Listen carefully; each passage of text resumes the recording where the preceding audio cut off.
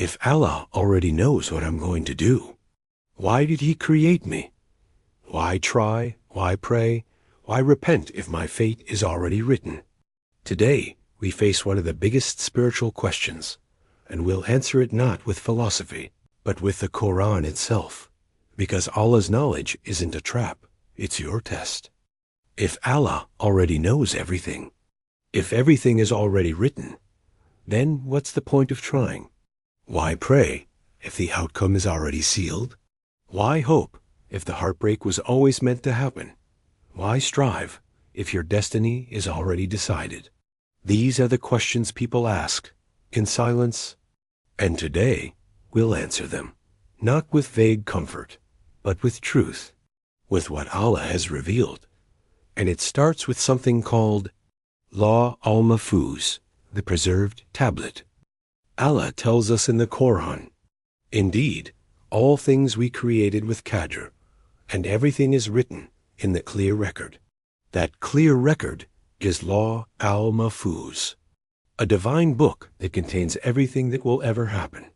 Your birth, your tests, your choices, even the tears you shed in sujud, and the moment you whispered, "Ya Allah," with a broken heart.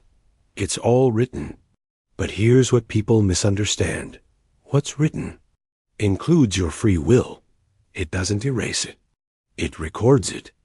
Imagine you're watching a replay of a football match. You know who wins, but your knowledge didn't cause the players to act that way. You just knew after the fact. Now flip that.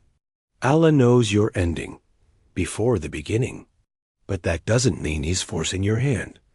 It just means His knowledge is perfect. Your will is still free. The Qur'an gives us two powerful examples, Iblis and Adam. Both slipped, both disobeyed, but Iblis blamed Allah. "You led me astray," Qur'an 7:16, while Adam said, "We wronged ourselves. Forgive us."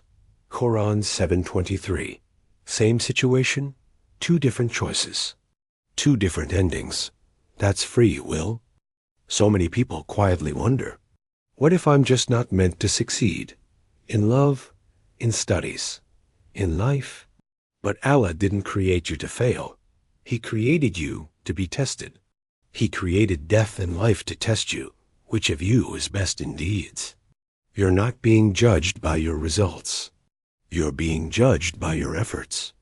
This is where it gets beautiful. You might ask, but if it's all written, then what's the point of dua? The Prophet said, "Nothing changes Qadr except dua." That's not a contradiction. That's the miracle of Allah's knowledge.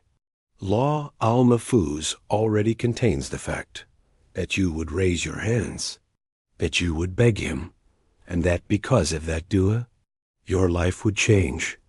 Even that dua was written. Even your comeback after failure was part of the script.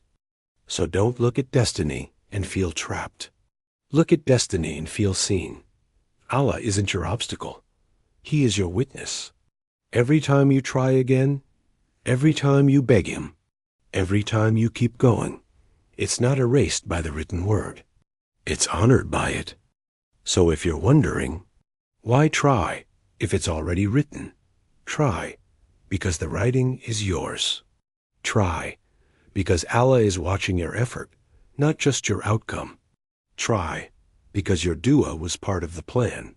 And when you break and rise again, know that it was never pointless. It was always written. And so was your return to Him.